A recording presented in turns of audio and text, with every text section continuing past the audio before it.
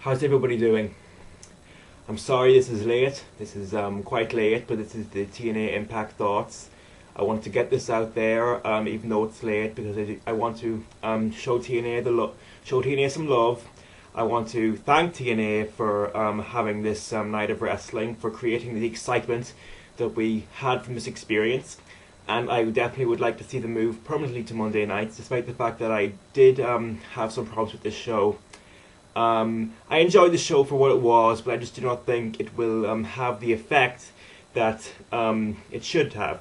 I do not think that some TNA will get what they want from this show. I'll go over what I liked and what I didn't like. I will not go through the show from start to finish. I did that with Raw, and I kind of felt that fell flat. I didn't really like how it came off when I did that, so I'm going to try it this way instead. Because it just fell flat to me. I just didn't enjoy how it came off. I'm just going to try it this way instead. And of course, at the top of the list that I did like on this show was, of course, the Angle versus AJ match. Now, before I start on this, I just want everyone to know I did not see the whole show. I saw the great majority of the show. The only two things that were not in my download link were the Jeff Jarrett Hogan promo. I read through that, but I will not comment on that because I've only read what's in it, and the Samoa Joe Abyss match. But I saw everything else, and I just want to get this, get through this. The Angle AJ match was definitely definitely an amazing match, and definitely something that TNA needed to deliver for the main event of this show. So good job TNA for delivering a match that WWE cannot deliver. That's something that you will see on TNA that you will not see most of the time on WWE. So definitely a good move by TNA. I also liked the Bobby Lashley promo, the Bobby Lashley and Crystal promo. I am so glad that Bobby Lashley finally has a mouthpiece. Finally has someone to talk for him, because we know he's not good on the mic, and now he has someone. He has someone, in this case his wife, to do his talking for him. He's going to be heel, that's fine with me. I don't know if he is legitimately leaving, because we know he's going to Strikeforce. But if this is going to be a heel turn, that's fine with me. Crystal's a pretty good talker on the mic. She's comparable to Vicky Guerrero, even though she's probably not as good as Vicky Guerrero is in terms of being a heel on the mic. You really hate Vicky Guerrero, whereas Crystal, in time she might become as hateable as Vicky Guerrero, but for now this is fine, this is good, I enjoyed it.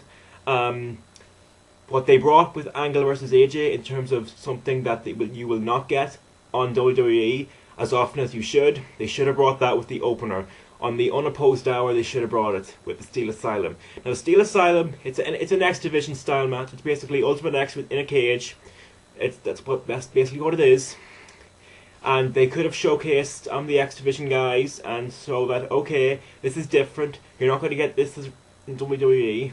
And even though at the start of it I was thinking, okay, they should have done Ultimate X, that's a little bit more TNA signature than this is, but we found out after the match why this was done, and it was done for a reason.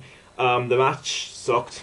The match did not really showcase what these guys can do. And then Homicide, after he got himself disqualified, which was again stupid. What was Homicide doing? I do not know what he was trying to do. I do not know if he failed in what he was trying to do, but it came off very badly. It looked very awkward, and he was just hanging on the cage. I think he was trying to get out of the cage, and he just couldn't do it. I don't know what he was doing, but it looked very awkward. Did not come off well. And then he got off the cage, and then Jeff Hardy made his re-debut in TNA, and the fact that Homicide had apparently botched, just kind of bad atmosphere. The commentators no-sold it. It's not anything that Jeff Hardy did wrong. He came in, he did his thing, he got an okay pop. I expected a bit of a better pop, to be honest, but he did his thing. Nothing he did was wrong, but the commentators no-sold it. And it should have been a bigger deal. It should have been a bigger deal, Jeff Hardy coming in. But he sat up on top of the Steel Asylum, which was a nice photo op. So that's why the Steel Asylum was there. I don't mind the fact that it was there for that. It was an okay death, but it was an okay debut. But they botched. It should have been better. Jeff Hardy, out of all the guys that they brought in today on this show, Jeff Hardy is the one that could actually help them, and they just did not pull it off as well as they should have, and you know that hurt. That hurt this, but I didn't mind. I didn't mind it as much as some others seem to do. I'm not a Jeff Hardy fan. For anyone who's wondering, I'm not a Jeff Hardy fan. I understand that he's very marketable and he has a very good fan base, but I just never enjoyed him aside from the gimmick matches, to be honest. Just that's my opinion. But I was okay with this. They just should have done a better job bringing Jeff Hardy in. And apart from that, like there was no matches of note apart from the TNA Knockout Tag Team title match. That again was something TNA should have done. They showcased the fact that their women are better than the Divas. Their knockouts are better than the Divas, even though we don't normally see that on TNA. They are better there are a lot more athletic women in the knockouts division than there are in WWE. So it was good that we got a pretty good match out of them, and the other women's match was it was just too short to be anything. And you know, ODB, somehow people like her. I don't know. I don't see it. It's another 2-week win from Tara, which like I can't get on board with. But you know, as long we got one good women's match, which is definitely what they should bring to the table on this show, so that's good. But you know, I have a problem with the way all the rest of his debuts were handled. I do. Not so much Ric Flair. They just they left the question mark for what he is going to do, even though like you know you could have saved him for another time if you weren't going to do anything with him tonight, because there was enough debuts tonight. Whereas if you had but he left the question mark open of what he was going to do. We only showed him appearing, going into AJ's locker room, then appearing at the main event. So we don't know what Ric Flair is going to do. So that's okay. That's fine. But you know, Hall, Waltman, and all those guys.